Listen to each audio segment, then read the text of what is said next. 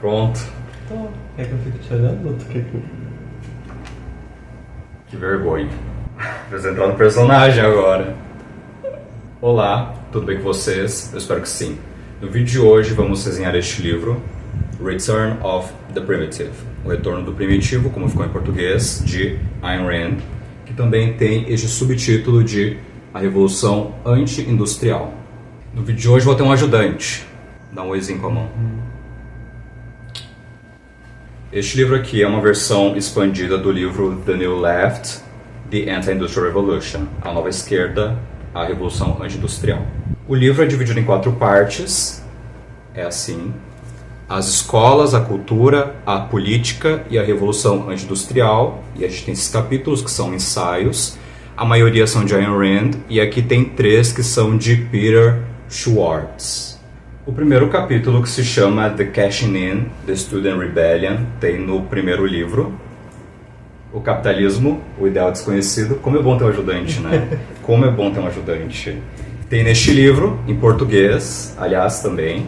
E também há o texto que se chama Racismo, que também está completo neste aqui, que é A Virtude do Egoísmo. Esta será a minha 4ª resenha sobre Ayn Rand e a 6ª sobre o objetivismo, porque também tem outros 2 livros que são de Leonard Peikoff, que seriam Os Paralelos Sinistros, The Ominous Parallels, e o outro que seria, qual é o nome mesmo? The Dim Hypothesis. Estes não serão os únicos vídeos que eu vou gravar sobre objetivismo. Vou gravar vários outros e já comecei a montar uma playlist no canal que se chama Objetivismo, e quando eu lançar esse vídeo terá 7 vídeos. Não, terá 6. E lá no meu perfil do Instagram eu fiz uma enquete e vocês escolheram a próxima resenha do canal, que será deste livro aqui, Autoestima, de Nathaniel Branden, que também tem uma relação com objetivismo. Então quem se interessar pode ir lá seguir meu Instagram, @borrachinha.rap, e lá vocês podem participar das próximas enquetes. E agora eu vou precisar ler bastante para esse vídeo não ter 2 horas de duração. Vai ter pelo menos uma, o que é melhor. Ayn Rand comenta a rebelião estudantil centralizada na Universidade da Califórnia, em Berkeley, em 1964. Movimento do linguajar obsceno. Carregavam cartazes com palavrões e transmitiam obscenidades pelos alto-falantes, como descrições detalhadas de experiências de sexo grupal. Movimento, você não consegue ver a cara dele, mas ele, né? 1964, tá, gente? Movimento pela liberdade de expressão. Cometeu atos de força física, como agressão a policiais e tomada forçada de uma viatura para ser usada como tribuna. Vários desses ensaios têm trechos de cortes, de reportagens, de entrevistas, então várias das coisas que eu vou ler aqui não são da Ayn Rand, né? Então a gente tem, por exemplo, esta citação: há pouco diálogo entre os ativistas acerca de integração racial. Alguns deles consideram o assunto antiquado. Eles declaram que a integração seria quase tão ruim quanto a segregação se resultasse em uma sociedade interracial complacente de classe média. Eles são anti-ideologia, eles odeiam rótulos. Outra citação que não é dela: eles se manifestam sobre questões, não sobre filosofias, e parecem incapazes de formular ou sustentar uma teoria política sistematizada de sociedade, seja de esquerda ou de direita. A universidade ou a faculdade moderna, eles dizem, deveria ser gerida por estudantes e professores. E o que os jornais disseram sobre tudo isso é mera brincadeira de adolescentes. É a revolta geracional. Eles são jovens idealistas. Agora vem Ayn Rand. A humanidade não poderia esperar continuar ilesa depois de décadas de exposição à radiação dos destroços de fissão intelectual. Como? O raciocínio é impotente para saber as coisas como elas são. A realidade é irreconhecível. A certeza é impossível. O conhecimento é mera probabilidade. A verdade é aquilo que funciona. A mente é uma superstição. A lógica é uma convenção social. A ética é uma questão de comprometimento subjetivo a um postulado arbitrário. E as consequentes mutações são essas jovens criaturas deformadas que gritam, em terror crônico, que elas nada sabem, mas querem tudo a governar. agnosticismo epistemológico, irracionalismo declarado e subjetivismo ético.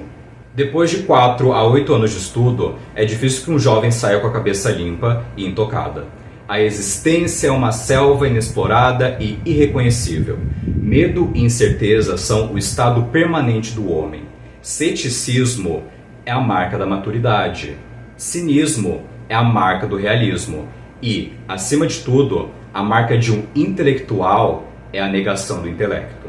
É dito que a dicotomia de Kant levou a 2 linhas de filósofos kantianos, ambas aceitadoras de suas premissas básicas, mas em lados opostos. Os que escolheram a razão, abandonando a realidade, e aqueles que escolheram a realidade, abandonando a razão. Os primeiros entregaram o mundo aos segundos. Os departamentos de filosofia das universidades atuais são o campo de batalha de um embate que, na verdade, é só uma rixa familiar entre os analistas e os existencialistas. A progenie deles são os ativistas da rebelião estudantil.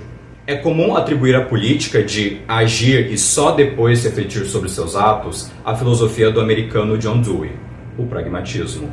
A verdade deve ser julgada por suas consequências. Esta frase gerou o slogan escrito em cartazes: greve agora, análise depois. Uma jovem entrevistada tentou dizer que, uma vez que as pessoas são produtos sociais, a sociedade fez um mau serviço.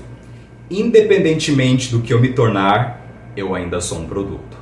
Ayn Rand destaca: eles gritam sua rebeldia contra o sistema, com S maiúsculo, sem perceber que eles são seus pupilos mais consistentemente dóceis, que a rebelião deles é contra o status quo por meio de seus arquétipos, contra o establishment intelectual a partir de seus robôs, os quais engoliram todas as premissas batidas dos liberais, aquela palavra em inglês liberals, né, uma palavra um pouquinho complicada, da década de 1930, incluindo frases de efeito sobre altruísmo, a dedicação à população desprovida a uma causa tão seguramente convencional como a guerra contra a pobreza.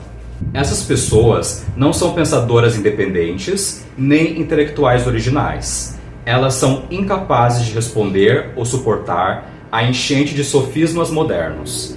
Então, algumas delas desistem depois de 1 ou 2 cursos ininteligíveis, convencidas de que pensar é uma perda de tempo, e se tornam cínicas letárgicas ou conformistas apáticos quando chegarem aos 25 anos de idade.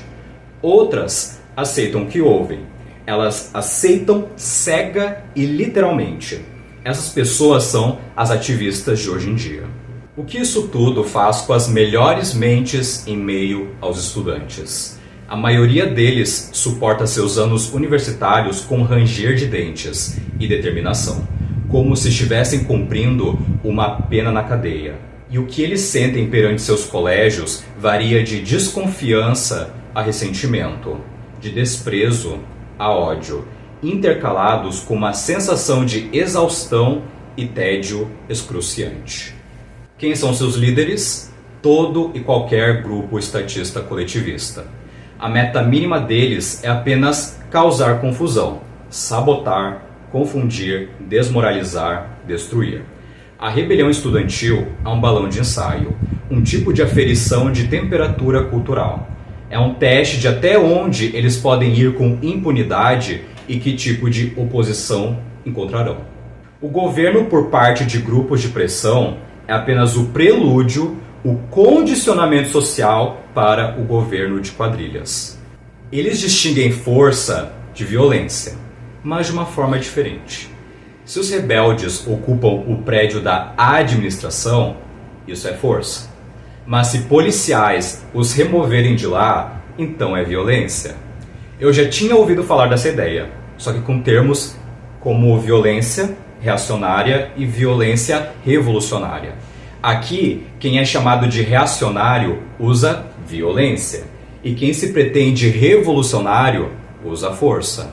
O curioso é que para eles não há distinção entre ideias e ações. Você pode matar uma pessoa porque discorda dela, ou do trabalho dela, como por exemplo um empresário, um político, um comentarista, e isso é força. Agora, se você usa a palavra denegrir, isso é violência, ou como dizem em inglês, microagressão. Estes são os idealistas que devemos venerar? Como se sustenta uma ideologia na qual só eu estou certo sobre tudo e quem discordar merece o paredão?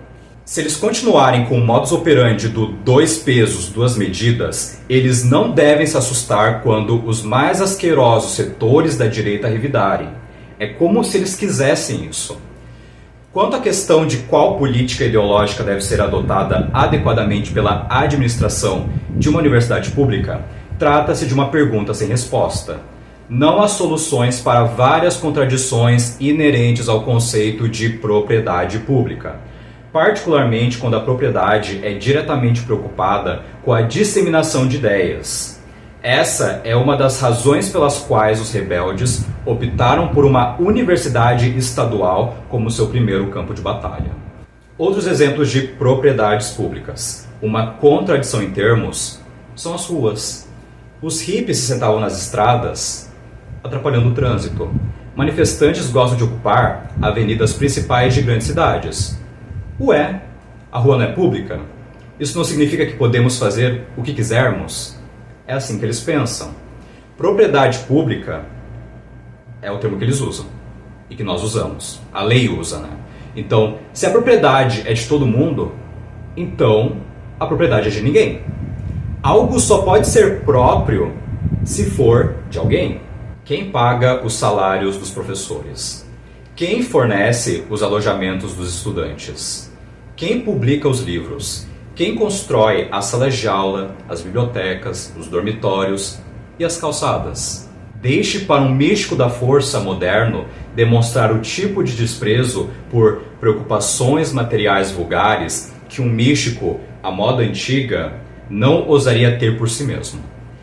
Aceitar passivamente que eles podem fazer o que bem entender nos campos significa, em outras palavras, que eles podem fazer o que bem entenderem com o seu dinheiro. E ai de você reclamar.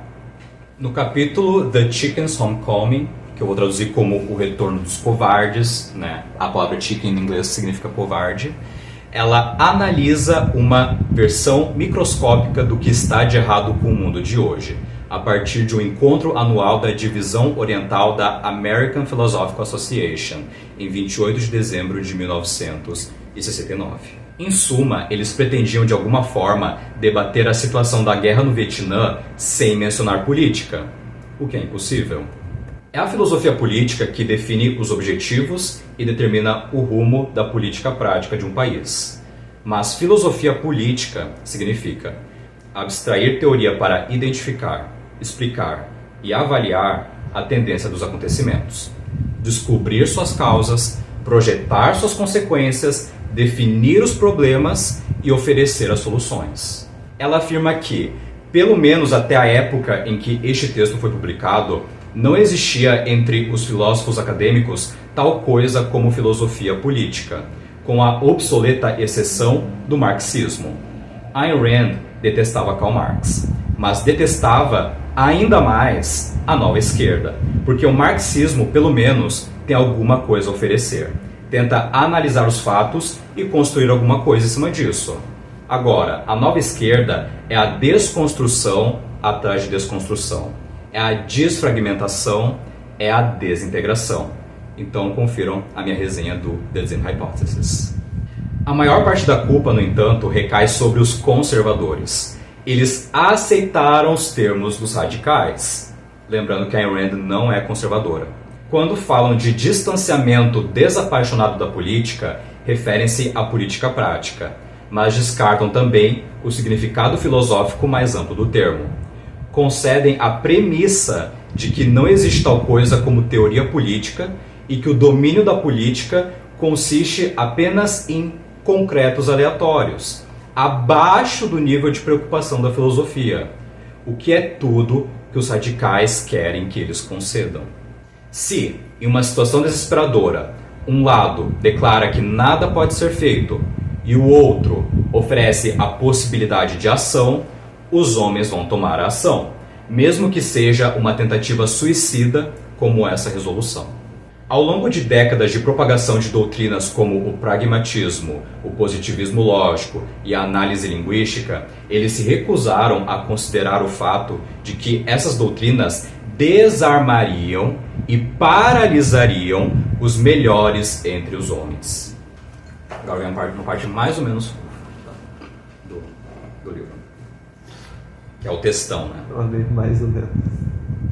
Mais ou menos. É mais ou menos. Tem umas partes fofas, mas mais ou menos. Mas não, os rebeldes lá muito louco, bomba, pá, fogo. O último capítulo sobre as escolas é o segundo ensaio longo desta obra. Um ensaio dividido em 5 partes. Tipo, realmente, é grande esse texto. Chamado The Compraticos, ou seja, né, uma palavra em espanhol que significa os compradores de crianças. É muito bom ver a tua reação. Ela traduziu um trecho do romance O Homem que Ri, de Victor Hugo, para aplicar a metáfora dos compraticos aos professores e educadores que destroem as mentes dos jovens desde a mais tenra idade. Porque eu botei mentes das jovens. O que é tenra? Tenra idade é tipo as idades iniciais. Esta lenda é sobre nômades medonhos que desfiguram os rostos das crianças e removem suas memórias para não lembrar das cirurgias. Por quê? Porque é mais divertido deformar crianças para controlá-las do que matá-las. Vocês já viram a tradição chinesa do pé de lótus? Eles enfaixavam os pés das garotas para entortar e ficar do tamanho ideal. E a tradição tailandesa das mulheres girafas? Elas colocam argolas no pescoço ao longo dos anos, o que empurra a clavícula e as costelas para baixo. Elas sofrem com dores e problemas respiratórios e recomenda-se não retirar as argolas para não agravar a situação. Se esses casos de modificações extremas no corpo nos causam indignação, por que não nos indignamos quando fazem o mesmo com a mente das crianças? A mente é o nosso meio básico de sobrevivência. Você até pode viver com um pé torto ou um pescoço entubado, mas com uma mente destroçada? Ah, é uma lenda, ai que susto. É uma lenda? Eu levando a sério. Meu Deus, que horror. Pelo amor de Deus. Aí eu trouxe exemplos da vida real, né? Tipo, realmente, sim. Existe o pé de lótus, existe o pescoço entubado, Sim. existem vários procedimentos esquisitos que as pessoas fazem. Levei o né? pé da letra, Levou ao pé da letra. E meio que dá pra levar ao pé da letra, porque isso meio que existiu. Especificamente no texto do Victor Hugo, tinha a história de... Eu não sei se é real, eu procurei na internet de uma dificuldade pra achar. Que botava as crianças dentro de vasos para ficarem com o formato dos vasos. Que horror. Pois é. A galera era doente nessa época. Vai, Victor Hugo é século XIX? Mas século não. XIX, e o cara falando de uma coisa que aconteceu lá no século XVII. Ah, tá. Neste ensaio, Ayn Rand critica as creches e escolas baseadas no pragmatismo de John Dewey. O representante dessas ideias no Brasil foi Anísio Teixeira, que chegou a ter aulas com ele e foi um dos pioneiros da educação nova. O movimento é chamado de escola novismo. Ela acredita que o ensino básico progressista não é centrada no aluno, como eles costumam dizer por aí, mas centrada no ajustamento social delas. Os primeiros 5 ou 6 anos de vida de uma criança são cruciais para o seu desenvolvimento cognitivo.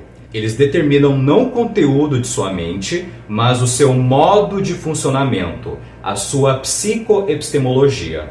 A psicoepistemologia é o estudo dos processos cognitivos do homem a partir da perspectiva da integração entre mente consciente e as funções automáticas do subconsciente. Ela se afasta dos métodos do americano John Dewey para se aproximar dos métodos da italiana Maria Montessori. Eu já li 2 livros de Maria Montessori, e este artigo da Rand me lembra muito a criança. É um tipo de escrita que não se vê com frequência, mas é tão belo e épico que quase tive uma epifania. Só lendo para vocês entenderem. A educação para o objetivismo deve servir o propósito de desenvolver a capacidade conceitual de uma criança, o que implica a sua psicoepistemologia. Ayn Rand diz: observe também a intensidade, a austeridade, a seriedade impassível com que um bebê observa o mundo ao seu redor. Será que uma criança conclui que o mundo é inteligível e a partir daí expande sua compreensão esforçando-se para conceituar em uma escala cada vez maior, com crescente sucesso e prazer? Será que uma criança atinge o estágio da autoconsciência, isto é, compreende a distinção entre consciência e existência? Será que uma criança aprende a identificar, categorizar e integrar suas experiências, adquirindo assim a autoconfiança necessária para desenvolver uma visão de longo prazo? Os seguintes trechos de Dr. Montessori's Own Handbook são exemplos de psicoepistemologia, embora essa palavra não existisse antes de ser cunhada por Rand. O material didático, diz Montessori, na verdade, não oferece à criança o conteúdo da mente, mas a ordem desse conteúdo. A mente se formou por meio de um exercício especial de atenção, observação, comparação e classificação. A linguagem passa então a fixar, por meio de palavras exatas, as ideias que a mente adquiriu. Desta forma, as crianças conseguem se encontrar, como no mundo das coisas naturais e no mundo dos objetos e das palavras que as rodeiam, pois tem um guia interior que as conduz a se tornarem exploradoras ativas e inteligentes, em vez de andarilhas errantes numa terra desconhecida. A criança quer aprender, mas dizem que ela deve brincar. Mais importante do que conhecer é se dar bem com um bando. Pega um brinquedo dela sem que ela queira, mas ela é obrigada a compartilhar. Ela não pode ficar sozinha, ela não pode ter privacidade.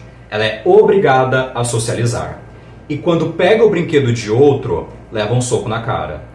E depois de toda essa tortura de um ser tão frágil, vem a professora abraçá-la pela 50ª vez, como se fosse qualquer outro. A professora é percebida por ela como falsa e hipócrita, e ela nem sabe disso. É interessante perceber como a criança, até uma certa idade, se interessa por quem sabe mais, os adultos. Ela sabe que os seus pares são tão ignorantes quanto ela, mas ela não pode ser muito melhor do que os outros. Alguns professores, até hoje, pedem para parar de alfabetizar seu filho, né? Eles pedem para os seus pais, né? Porque senão ele vai estar, né? A criança não vai estar no mesmo ritmo dos coleguinhas. Isso atrapalha o planejamento do professor. Muitas das crianças chamadas de desajustadas e problemáticas são as que mais têm chance de se recuperar desse pesadelo. Não todas, por favor, não confundam. Não é qualquer louco por aí. Não. Algumas que são chamadas de desajustadas e problemáticas. Infelizmente, a professora delas reclama desse mau comportamento com seus pais. E a criança se horroriza quando vê os seus próprios pais se aliando com a torturadora. As crianças que se ajustaram ao bando têm dois caminhos.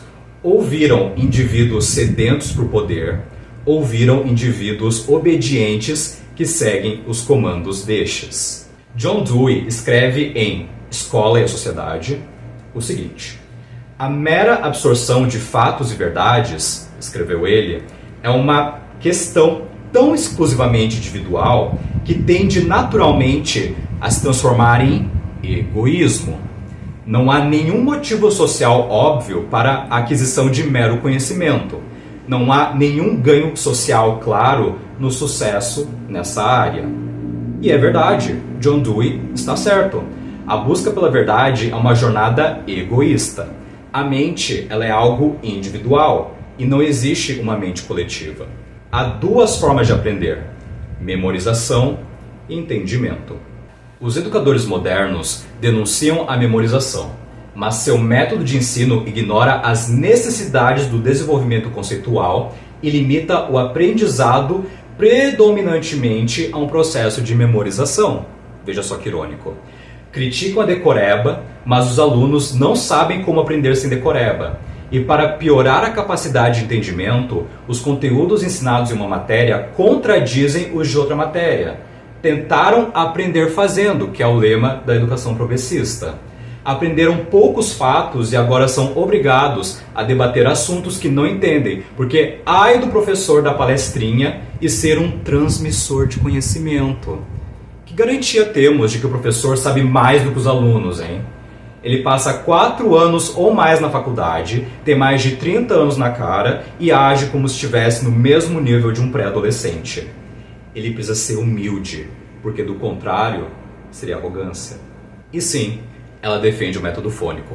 O texto é de 1970 e alguns professores, muitos brasileiros, mas também tem vários em outros países, né? Inclusive nos Estados Unidos aconteceu faz pouco tempo, né? Faz alguns, acho que uma década, mais ou menos, 2 décadas. Enfim, surgiu o debate, né? Queriam acabar com o método fônico de novo, mas enfim. Alguns professores em pleno 2026 ainda não aceitaram a superioridade desta abordagem de alfabetização, o método fônico. A criança pensante não é antissocial. Ela é, de fato, o único tipo de criança apta para ter relacionamentos sociais. A emoção que leva os conformistas a pertencer não é a solidão, mas o medo. Medo da independência intelectual e da responsabilidade. A criança pensante busca iguais. O conformista busca protetores. Isso nos leva à falsa dicotomia entre razão e pessoas. O ambiente escolar atual nos incute a pensar que, se queremos ser racionais, precisamos nos afastar das pessoas. Essas pessoas espiritualmente deformadas, esquisitas, problemáticas, né? É melhor se esconder e trabalhar com ciência física, tecnologia, negócios, ou seja, lidar com a matéria do que com seres humanos. E não falamos aqui necessariamente dos indivíduos mais inclinados para as exatas, mas pelo contrário, aqueles inclinados para as humanas, que desistem das humanidades porque viraram uma toca de irracionalidade. Inclusive, os melhores professores que não querem compactuar com os compraticos não suportam lidar com uma turma de jovens letárgicos e obtusos. Outra falsa dicotomia é a de valores versus pessoas, o que gera o exato oposto. Aquela pessoa obcecada por ter mais e mais amigos.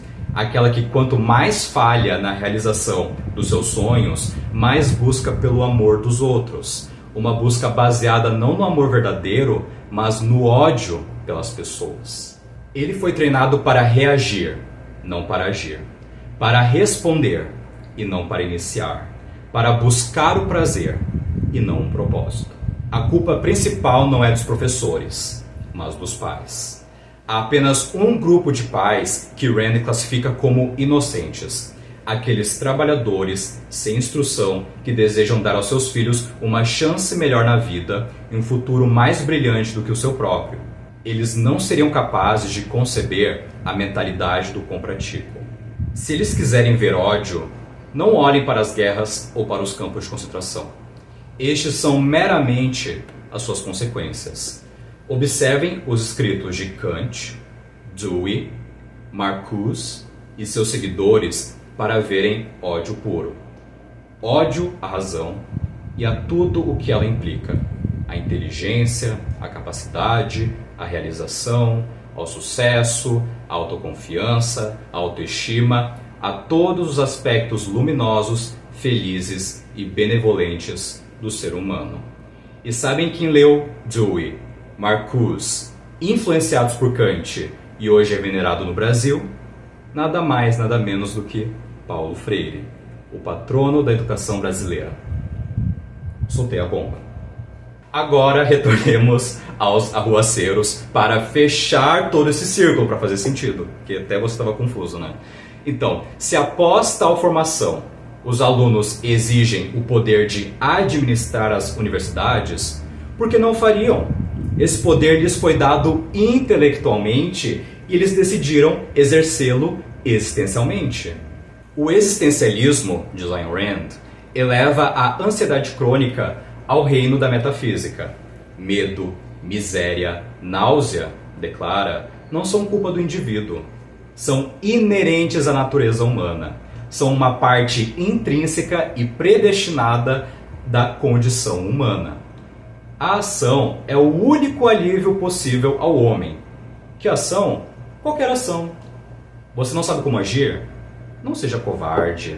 A coragem consiste em agir sem conhecimento. Você não sabe quais objetivos escolher? Não existem padrões de escolha. A virtude consiste em escolher um objetivo por capricho e persistir nele, se comprometer, até a morte. Parece racional? A razão é inimiga do homem. As suas entranhas, músculos e sangue sabem o que é melhor. A creche ensina essas pessoas que elas conseguem tudo fazendo birra, gritando eu quero, eu quero. E o espanto deles cresce quando ninguém atende suas necessidades. Quando a dor de existir nessas condições se torna insuportável, recorrem às drogas, porque a realidade deixa de existir enquanto você está chapado. Eles culpam o establishment, os grandes empresários, os conservadores, os políticos em Washington ou em Brasília, quando todos esses estão apoiando a sua causa, graças à concordância com as mesmas premissas e ao capitalismo, um sistema que tem a capacidade de dar um tiro no próprio pé, financiando as ideias que o destroem. As últimas pessoas que eles culpam, para além de si mesmos, são seus professores e os professores de seus professores. Agora chegamos à seção da cultura. Alguns dos textos possuem áudios narrados pela própria Rand. Os que estão publicados no YouTube são Apollo and Dionysus, Global Balkanization e The Anti-Industrial Revolution. Este último tem um vídeo bem editado com imagens, vídeos, textos e ilustrações. O áudio de Apollo e Dioniso, em particular, é muito engraçado. O timing dela faz o público estourar de rir. Eu escutei esse áudio pela segunda vez, acompanhando o texto, e me peguei rindo dos mesmos trechos. Aqui ela explora a falsa dicotomia entre a razão e a emoção, representadas pelos filhos de Zeus, Apolo e Dioniso. Essa dicotomia foi apresentada em muitas variantes na história da filosofia, mas sua formulação mais eloquente e expressiva foi dada por Friedrich Nietzsche, em O Nascimento da Tragédia no Espírito da Música. Ela nega a avaliação dele, aceita os símbolos e aplica ao que estava acontecendo em 1969. Apolo, deus da luz, é representado pela equipe por trás do Apollo 11, o primeiro voo espacial que pousou na Lua. Se é que você acredita que isso aconteceu.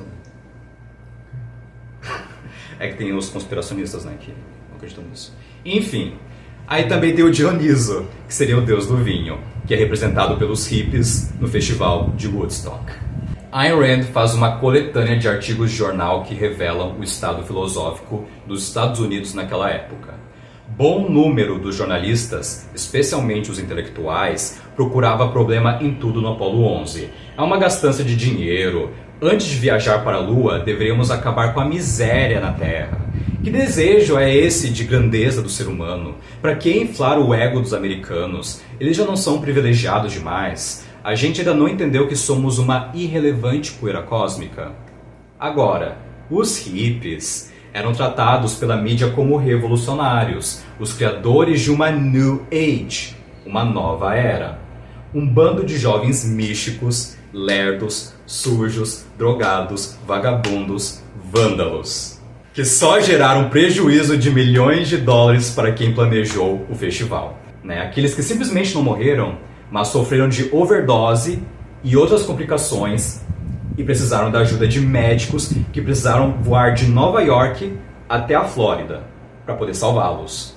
Ou seja, eles que representam tudo isso, é uma nova era, Os Apolos precisaram ajudar os Dionisos. Aí eu pergunto para vocês, quando mencionam os anos 60, vocês lembram primeiro da galerinha do Paz e Amor ou daqueles que impulsionaram a ciência em níveis exponenciais, abrindo caminho para a criação do GPS, da melhoria das câmeras e dos avanços na medicina? Prioridades. E na versão original eu escrevi uma coisa pior. Eu escrevi assim, eu só lembro dos maconheiros. Acho muito como é que vai falar. Você pode ter o seu estilo. Você pode gostar de rock, gostar de eletrônica e tal, mas se for usar drogas, se controle. Eu acho muito... Não vai ser vândalo, porque você não tem noção do que os hippies fizeram. As pessoas escondem esses fatos, Os hippies, eles invadiram fazendas. Pra quê? Porque são doidos, são loucos. Eu tô tentando achar desculpa. Eles são vândalos. Eu acho Ai que não, a galerinha paz e amor. não dá pra julgar todos por um. Entendeu? Com certeza. Com Isso certeza. em tudo. Por exemplo, tem a Camille Palha, né? Eu gosto muito do conteúdo dela, e ela fala assim, que a geração dela, né, de grandes artistas e tal, todos morreram. Imagina se a gente tivesse esses artistas vivos hoje, né? Como é que a gente chama os que morreram com 27 anos, eu acho? O Clube dos 27. Realmente não se fala muito sobre Não se fala, é escondido, porque eles querem romantizar, tem uma versão romantizada. Porque, tipo, os hippies, coisa mais bonitinha e tal. Agora, quando vão retratar, por exemplo, a Revolução Industrial, porque é sobre a Revolução Anti-Industrial, né? A Revolução Industrial que aconteceu lá na Inglaterra, lá pelo século XIX, se não me engano. Quando as pessoas vão falar dessa época, ai nossa, as pessoas eram exploradas, não sei o que lá, sabe? Mas não é bem assim. Na verdade, as pessoas que vieram antes da Revolução Industrial tinham condições piores do que aquelas que começaram a trabalhar em fábricas. Porque né? pelo que é passado pra nós, é passado esse bagulho. Tipo, a galera rica é uma galera tranquila que fuma um beck lá.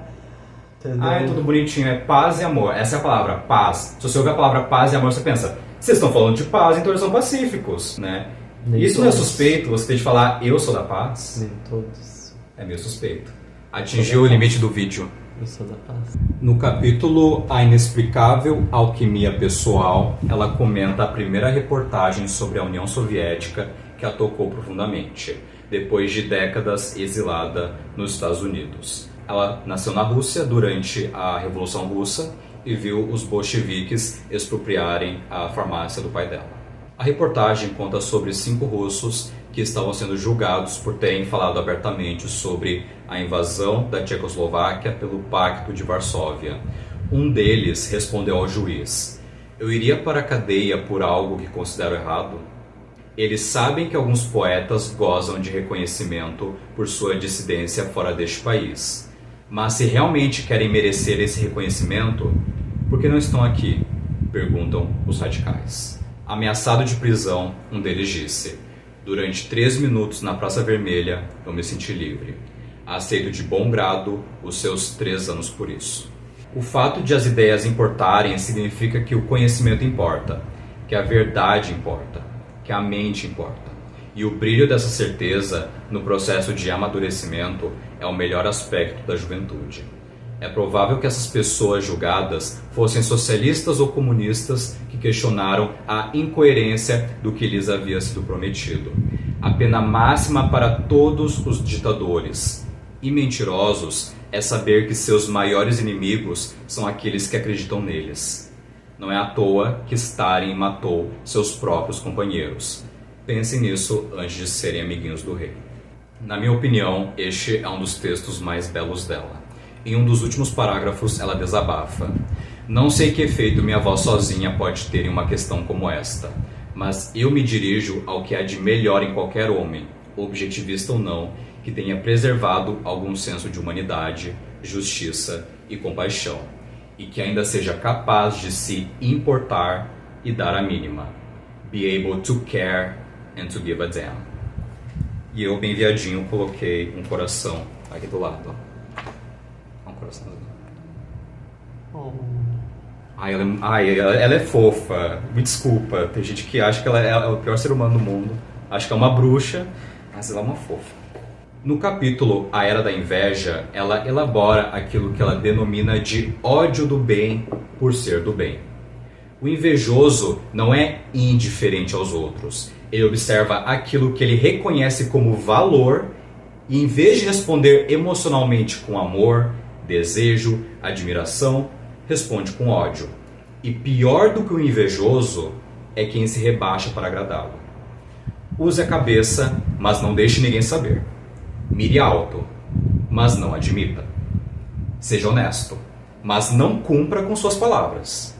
Seja bem-sucedido, mas esconda isso. Seja grandioso, mas haja como se fosse pequeno. Seja feliz, mas que Deus te ajude se você for.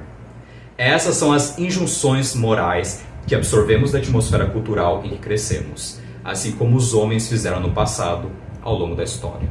E ninguém inveja um altruísta mor como Albert Schweitzer, não sei a pronúncia.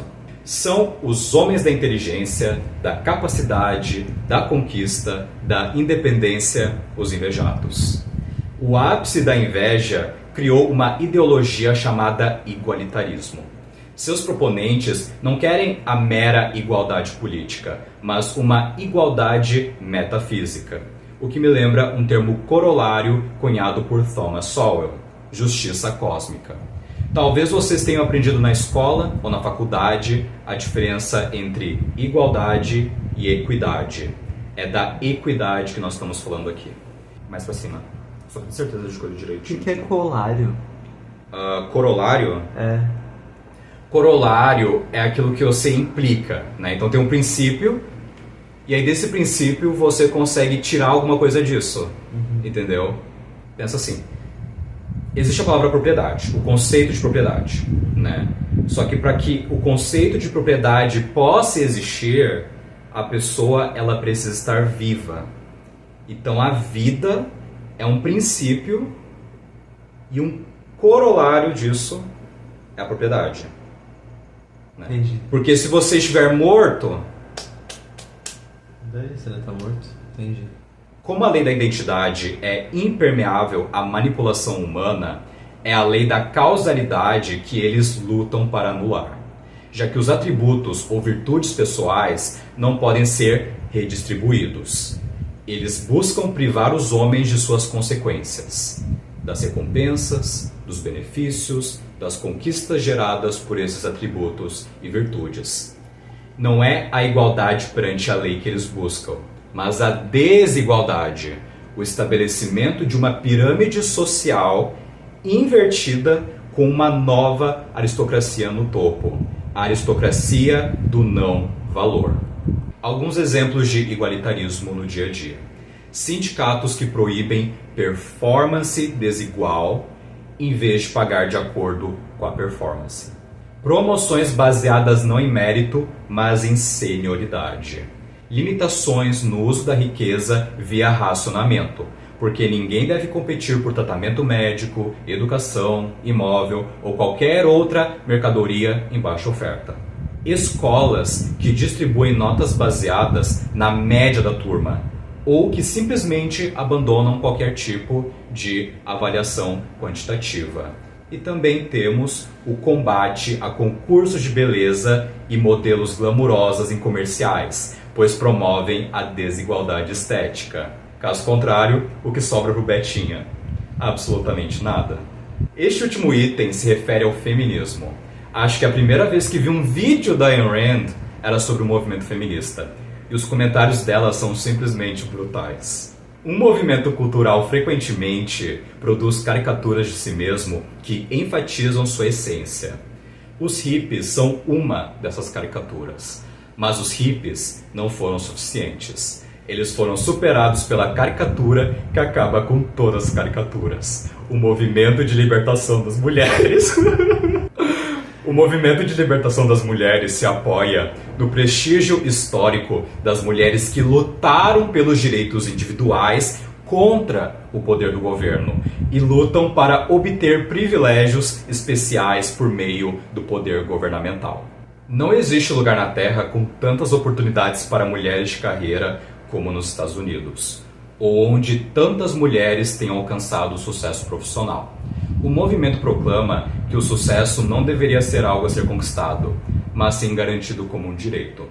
Alega-se que as mulheres deveriam ser legalmente incentivadas a ocupar qualquer emprego, clube, bar ou cargo executivo que desejarem, e que o empregador deve provar na justiça que deixou de promover uma mulher por ser desleixada e não por ela ser mulher. Todos os outros grupos de pressão têm alguma queixa ou pretensão de queixa semi-plausível como desculpa para existir. O movimento de libertação das mulheres não tem nenhuma. Mas é verdade. Tipo, infelizmente, tá ligado? Mas calma, gente, calma, que em outro momento voltaremos ao feminismo. Chegamos à seção da política. No capítulo A Esquerda, a Velha e a Nova, ela comenta alguns artigos da Time, né, a revista Time, sobre o futuro da esquerda. O marxismo perdeu sua máscara apolínea e deu lugar ao igualitarismo dionisíaco. A autoestima de boa parte dos americanos, nessa época, estava tão baixa que alguns conservadores, não eram nem esquerdistas, mas conservadores, bradavam "Better red than dead", melhor vermelho do que morto. Ou seja, é melhor os Estados Unidos virar um país socialista ou comunista do que ser bombardeado pela Rússia. No capítulo de um simpósio, ela afirma que a nova esquerda não prenuncia uma revolução, como proclamam seus assessores de imprensa, mas sim um putsch. Essa palavra significa golpe de Estado. Uma revolução é o ápice de um longo desenvolvimento filosófico e expressa o profundo descontentamento de uma nação. Um putsch é a tomada do poder por uma minoria. O objetivo de uma revolução é derrubar a tirania. O objetivo de um putsch é incentivá-la. É instaurá-la, li errado, mas continua certo. Uma verdadeira rebelião para ela seria uma revolução filosófica, uma contrária à tradição kantiana em nome de Aristóteles, que ela intitula como nosso primeiro pai fundador. No capítulo Crimes Políticos, políticos entre aspas, ela sustenta que crimes políticos, ou presos políticos e outras expressões do tipo, não devem ser categorias legais. O verdadeiro motivo de quem manipula as opiniões dos liberals, atordoados e assustados, é bastante óbvio. Ao despertar simpatia por criminosos, entre aspas, políticos, ao organizar protestos e exigir leniência dos tribunais, alegadamente em nome da liberdade política, os estatistas estão estabelecendo o precedente de julgamentos políticos. Uma vez que a questão da ideologia passa a fazer parte da análise do tribunal, o princípio está estabelecido. O governo é levado ao tribunal como árbitro de ideias. Se o governo assume o poder de exonerar um homem com base em suas ideias políticas, assume também o poder de processá-lo e condená-lo pelos mesmos motivos. No capítulo Racismo, ela demonstra que isso é a forma mais primitiva de coletivismo. O racismo preceitua que um homem deve ser julgado não com base no seu caráter e ações individuais, mas com base no que seus ancestrais fizeram. Como toda forma de determinismo, o racismo nega a sua faculdade racional enquanto homem. Atribuir as próprias virtudes à origem racial é confessar que se desconhece o processo pelo qual as virtudes são adquiridas, e na maioria das vezes que se falhou em adquiri-las. O racismo da Alemanha nazista, onde os homens eram obrigados a preencher questionários sobre sua ancestralidade, remontando a gerações para comprovar sua ascendência ariana, tem seu paralelo na Rússia soviética, onde os homens precisavam preencher questionários semelhantes para demonstrar que seus ancestrais não possuíam propriedades e, assim, comprovar sua ascendência proletária.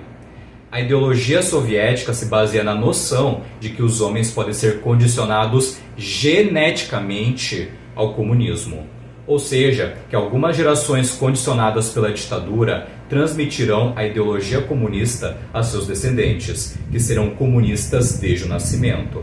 A perseguição de minorias raciais na Rússia soviética, de acordo com a ascendência racial e o capricho de qualquer comissário, é fato notório. O antissemitismo é particularmente prevalente. Apenas os pogroms, que significa perseguições religiosas e étnicas, os pogroms oficiais são agora chamados de expurgos políticos.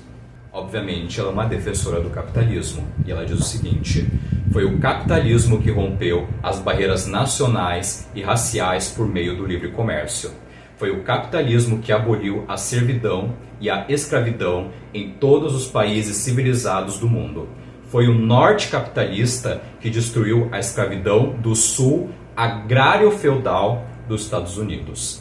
Ou seja, não foi preciso apelar ao altruísmo dos brancos para dirimir o racismo. O egoísmo fez muito mais pela causa antirracista do que o altruísmo. Se o seu estabelecimento não permite a entrada de uma certa raça, você está perdendo dinheiro e clientes. Inclusive, os brancos não racistas que não querem sancionar as suas crenças e vão boicotá-lo. Olha, difícil falar, né? Boicotá-lo. Boicot. É conversa pra boi dormir. Exactly. Eu falei que eu discordava, mas depois do último eu meio que repensei. Color blindness significa daltonismo. Nesta edição aqui em português ficou como neutralidade, porque é uma palavra que não existe praticamente no Brasil, né? A gente não ouve falar sobre daltonismo racial, mas esse termo é muito forte nos Estados Unidos, as pessoas têm consciência da existência desse termo, né? Nos Estados Unidos, o daltonismo racial, que significa ignorar a raça dos outros, não porque você vai ser um idiota, tipo, nossa, pessoas têm raças, não é nesse sentido. É você ignorar, tratar como irrelevante a raça do outro. O daltonismo racial já foi um ideal. No início dos anos 60, daltonismo racial virou um palavrão. Porque o ideal agora é não ignorar a raça dos outros. Essas pessoas dizem que cotas vão combater a discriminação, mas evadem o fato de que a mera ideia de cota implica discriminação. Discriminar é diferenciar, e cotas só podem existir se você adota um parâmetro de diferenciação, que neste caso é a raça do indivíduo. Whitney M. Young Jr., um líder pelos direitos civis dos negros, disse uma vez: se dois homens, um negro e um branco, forem igualmente qualificados para um emprego, contrate o negro. Isso abre um precedente horroroso e nojento, porque se os brancos devem ser penalizados pelos pecados de seus ancestrais, então os líderes do movimento têm de admitir que o sul racista estava correto, que os negros devem ser penalizados pelos pecados de seus ancestrais por serem selvagens. Alguns deles também eram criminosos. Então, isso não é péssimo? E já nessa linha de se sentir especial por pertencer a um grupo étnico, no capítulo Balcanização Global, Rand elucida os artigos do jornalista Cyrus Leo Sulzberger II. Que nome, né? Eu queria ter um segundo no meu nome. Estupefato com o crescimento dos movimentos separatistas na Europa nos anos 70. Para ela, etnia ou etnicidade, tanto faz nesse contexto, é um anticonceito, outra palavra muito presente no vocabulário objetivista. Do Ayn Rand Lexicon, um anticonceito é um termo desnecessário e racionalmente inutilizável, criado para substituir e obliterar algum conceito legítimo. O uso de anticonceitos dá aos ouvintes uma sensação de compreensão aproximada, mas, no âmbito da cognição, nada é tão ruim quanto a aproximação. Lembram das palavras exatas? É isso aí. Assim, a defesa da etnicidade significa racismo mais tradição. Isto é, racismo mais conformismo. Isto é, racismo mais obsolescência. A tradição é desafiada e criticada diariamente em uma sociedade livre e civilizada. Seus cidadãos aceitam ideias e produtos porque são verdadeiros e ou bons, e não porque são antigos ou porque seus ancestrais os aceitaram. Você consegue imaginar o horror absoluto de um modo de vida que não muda de geração para geração? Os modos de vida que transmitem de geração em geração consistem em canções folclóricas, danças folclóricas, maneiras especiais de cozinhar, trajes tradicionais e festivais folclóricos. Embora os étnicos, entre aspas, profissionais travassem, e de fato travam, guerras por causa das diferenças entre suas canções e as de seus vizinhos, não há diferenças significativas entre elas.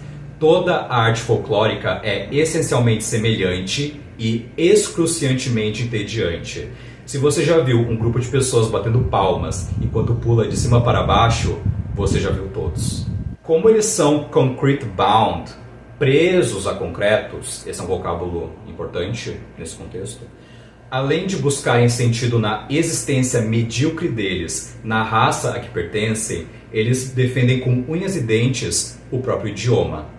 A linguagem é uma ferramenta conceitual, um código de símbolos visuais auditivos que denotam conceitos. Para quem compreende a função da linguagem, não importa quais sons sejam escolhidos para nomear as coisas, desde que esses sons se refiram a aspectos claramente definidos da realidade. Mas, para um tribalista, a linguagem é uma herança mística, uma sequência de sons transmitida por seus ancestrais e memorizada e não compreendida. Como a maioria das línguas étnicas não são línguas plenas, mas meramente dialetos ou corrupções locais da língua de um país, as distinções pelas quais os tribalistas lutam nem são tão grandes assim. Imagine ter de traduzir todas as leis de seu país para dezenas de línguas diferentes. Além de ser uma perda de tempo, energia e recursos, abre espaço para confusão. Na minha língua, o nosso entendimento dessa palavra é um pouquinho diferente. Então, eu não cometi um crime porque eu quis. Foi só um mal entendido. Agora chegamos no primeiro texto de Peter Schwartz, Tribalismo de Gênero. Será que as mulheres que desejam ser médicas devem chegar à conclusão lógica de que precisam estudar mais? Será que as mulheres devem ser aconselhadas a dominar as ciências para que possam ser aceitas em igualdade de condições com os homens, independentemente do gênero? Não, dizem as feministas. A única conclusão possível é que não há mulheres suficientes sendo admitidas. Portanto, os requisitos precisam ser alterados.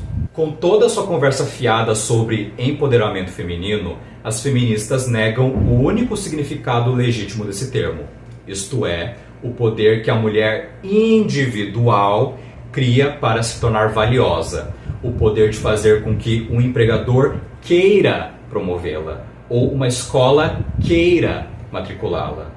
Peter Schwartz traz vários excertos escandalosos de expoentes feministas da época. Sandra Lee Bartke diz: a consciência feminista é a consciência da vitimização. Susan Estrich, ou Estrich, não sei, muitas feministas argumentariam que, enquanto as mulheres forem impotentes em relação aos homens, considerar um sim como sinal de consentimento verdadeiro é um equívoco.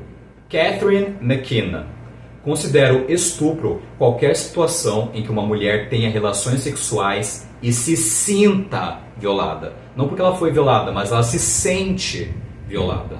O sexo, para Andrea Dworkin, é invasão e ocupação em tempos de guerra.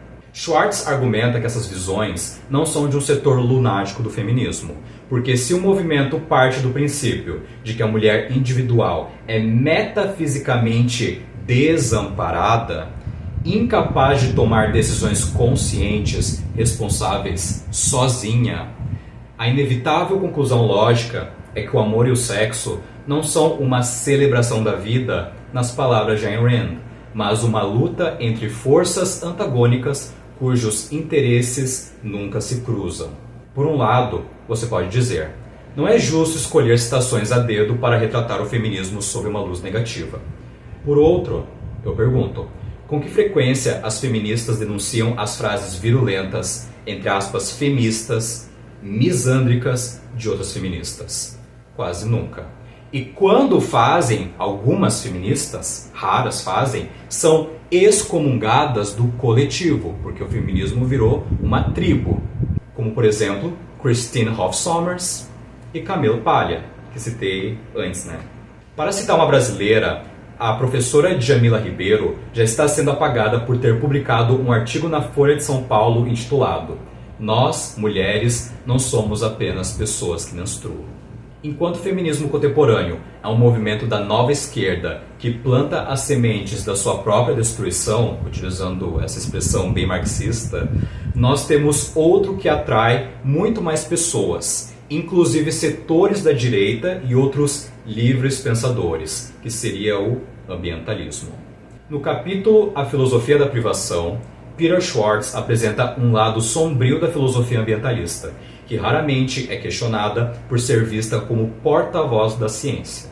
Esta é uma visão superficial e ingênua do movimento. Os ideólogos ambientalistas acreditam que a natureza não deve ser modificada como um fim em si mesmo. Ela deve ser protegida não para servir os propósitos do homem, Ao invés disso, ela deve ser protegida do próprio homem.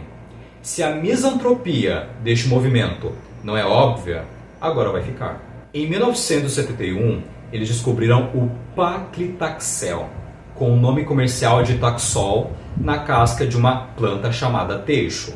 É um dos melhores medicamentos já descobertos no combate ao câncer. Os ambientalistas insistiram que não tocassem muito nessas árvores, porque elas são o lar da coruja pintada. Aquele político americano, o Al Gore, declara em seu livro, Até em Equilíbrio, que a escolha parece fácil, sacrificar uma árvore por uma vida humana. Até descobrirmos que 3 árvores precisam ser destruídas para cada paciente tratado. De repente, nos deparamos com questões difíceis. Tom Reagan quer a abolição de pesquisas médicas em animais. Se isso significa que há coisas que não podemos aprender, que assim seja. Não temos o direito fundamental de não sermos afetados por doenças naturais às quais somos suscetíveis. David Graeber desabafa. É cosmicamente improvável que o mundo desenvolvido opte por findar sua orgia de consumo de energia fóssil e o terceiro mundo ao seu consumo suicida de paisagens. Até que o Homo sapiens decida retornar à natureza, retornar ao primitivo, como a gente está falando, né? Um retorno ao primitivo, alguns de nós só podemos esperar que o vírus certo apareça. David Ehrenfeld defende que a oferta restante do vírus da varíola não deve ser erradicada porque ela é só uma ameaça aos seres humanos. Porque agora, veja só, vírus tem direitos. Para quem acha que nossos recursos vão acabar semana que vem, Peter Schwartz acalma os nervos. À medida que a quantidade conhecida de um bem é consumida e ele se torna mais escasso, seu valor aumenta, tornando racional a busca por mais oferta, o desenvolvimento de meios de produção aprimorados e a criação de substitutos melhores e mais baratos. Tudo isso impede que um bem simplesmente se esgote para sempre. A ironia é que os ambientalistas percebem a ligação entre razão e produção, e é isso que os leva a tentar obscurecê-la. Isso os impele a argumentar que estamos ficando não apenas sem meios físicos, meios materiais, mas também sem ideias. A desonestidade desses ambientalistas reside no fato de que mudam o conceito de ambiente no decorrer da argumentação. No começo, ambiente é um conceito que inclui o ser humano. Depois que seduzem o interlocutor, eles removem o ser humano do conceito. O ser humano está agora separado no meio ambiente. Todas as espécies compõem a natureza, exceto o ser humano. Aliás, é só o ser humano que emite poluição. Os outros animais só fazem o que devem fazer de qualquer jeito. Animais não emitem poluição, são seres humanos. Em 1988, o Parque Yellowstone foi devastado por um incêndio causado por um raio. Os bombeiros não podiam fazer nada a respeito por semanas, porque esse incêndio, veja só, foi causado pela natureza e não pelo ser humano. Deixe a natureza fazer seu trabalho, da mesma forma que os religiosos deixam Deus fazer seu trabalho. Deus escreve certo por linhas tortas. Ou seja, o meio ambiente, a natureza, a mãe natureza escreve certo por linhas tortas. O ambientalismo é uma religião secularizada. Carl Sagan, por exemplo, ele é ateu. Porém, ele apelou para que tanto os cientistas quanto todas as comunidades religiosas se unissem em defesa da preservação da Terra. As comunidades muçulmanas apareceram, as zen budistas apareceram, o Papa João Paulo II apareceu, né?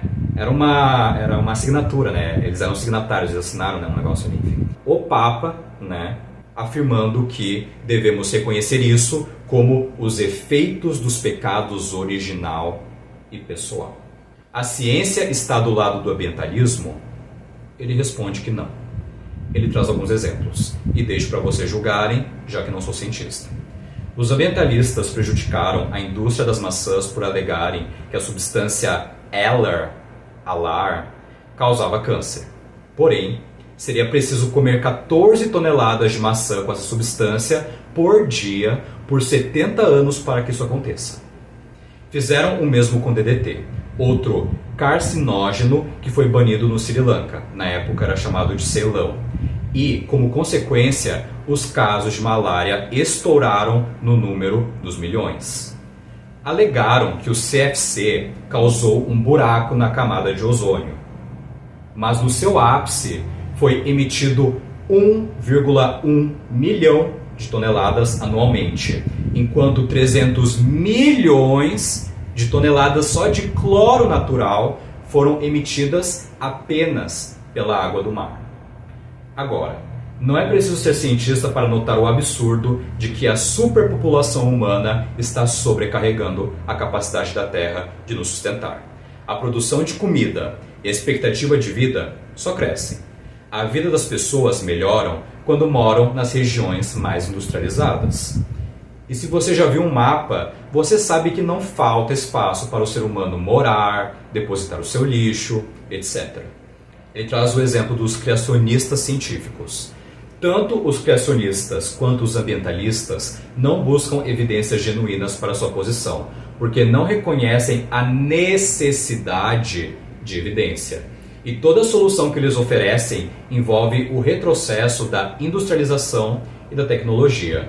E a justificativa moral deles é o altruísmo de sempre, só que expandido, porque antes pediam para você se sacrificar a outros seres humanos. Agora você deve se sacrificar ao caracol, ao pinheiro, ao urso polar, ao vírus da varíola. No capítulo Niilismo Multicultural, Peter Schwartz defende a importância dos valores.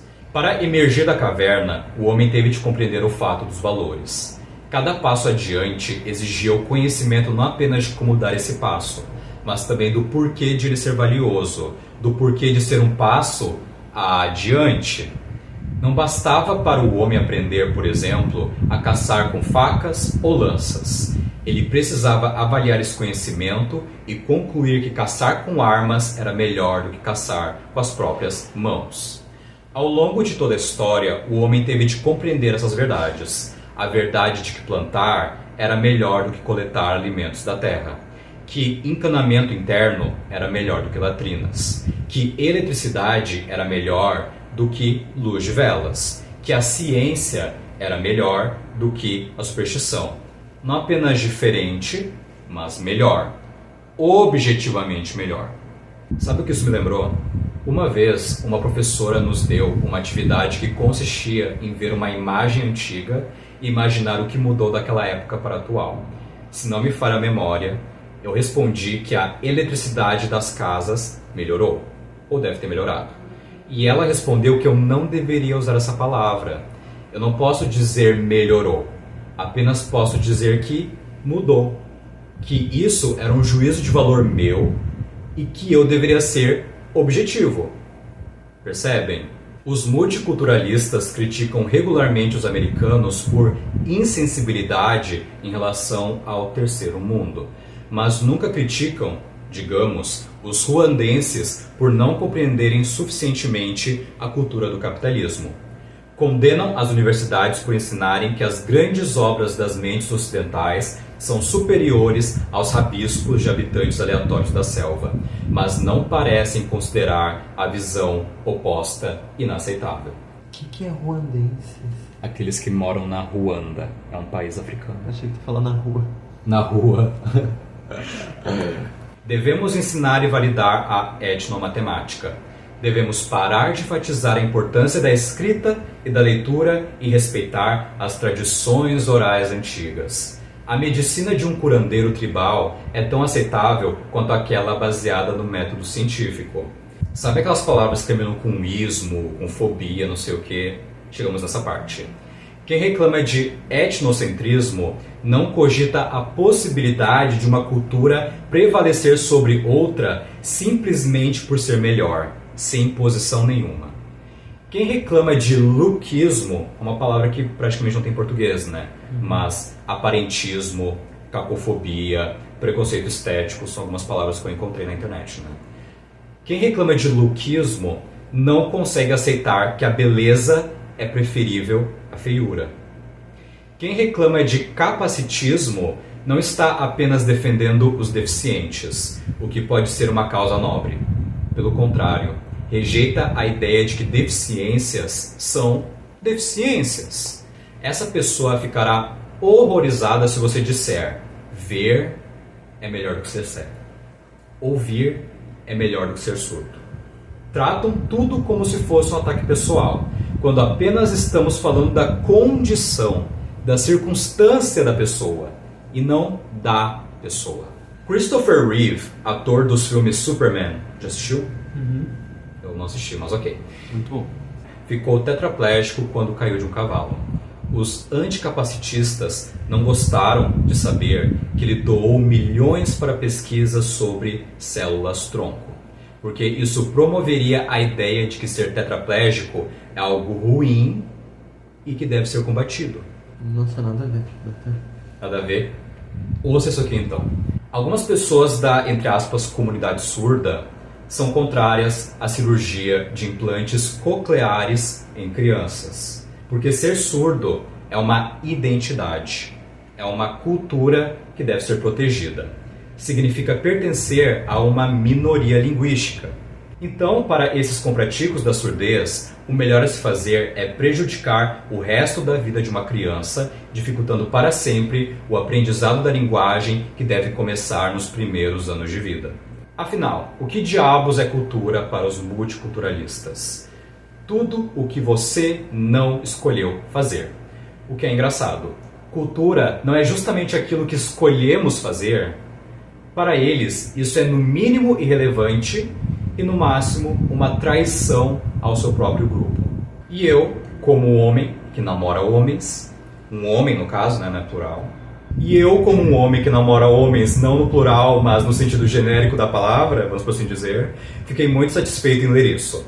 A irracionalidade do racismo fora de moda empalidece diante da do multiculturalismo, que sustenta que existem culturas, entre aspas, né, no sentido que eles usam, distintas de negros, hispânicos, gays e pessoas com deficiência. Características que se diferenciam por serem não valores, supostamente não escolhidos. Aliás, é por isso que a esquerda atual insiste tanto que a homossexualidade está além da escolha de qualquer pessoa. Não haveria uma cultura gay oficialmente reconhecida se essa orientação fosse vista como voluntária. Se ser homossexual ou bissexual é uma característica inata ou adquirida, e daí? Eu pertenço a uma comunidade que eu não escolhi? Agora eu pertenço a uma classe especial, que é uma evolução do discurso marxista do conflito de interesses? Entre seres humanos racionais não há conflito de interesses. O apelo por igualdade e o apelo por tratamento preferencial são a mesma coisa. Se razões, argumentos e lógica são vieses culturais, então toda interação humana se reduz, em última análise, aos desejos e às armas de uma tribo contra os de outra. E finalmente, o último capítulo, a Revolução Anti-Industrial. Este eu vou deixar para vocês verem no YouTube, porque tem legendas, né, do inglês para o português, traduziram, um brasileiro fez o favor de fazer isso, então está lá no canal do Ayn Rand Institute. Vou lá assistir que o vídeo é bem legal e vai ser melhor do que eu ficar falando aqui e resumindo para vocês. E então, vamos usar a razão ou voltar a falar Uga Buga? Uga Buga. Uga Buga? Tá bom, vamos voltar a falar Uga Buga então. A escolha é de vocês, se é que vocês acreditam em escolhas, caso vocês não sejam multiculturalistas. Enfim, muito obrigado por assistirem. Curtam, comentem, compartilhem, se inscrevam e até o próximo vídeo. Tchau! Cara, gravar um vídeo pra mim é todo um evento, sabe?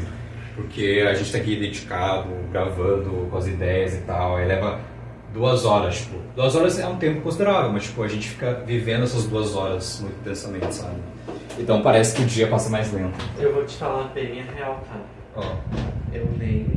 A gente tá desde as 9. E eu nem senti. É? Nem senti. Nem senti. Vamos lá.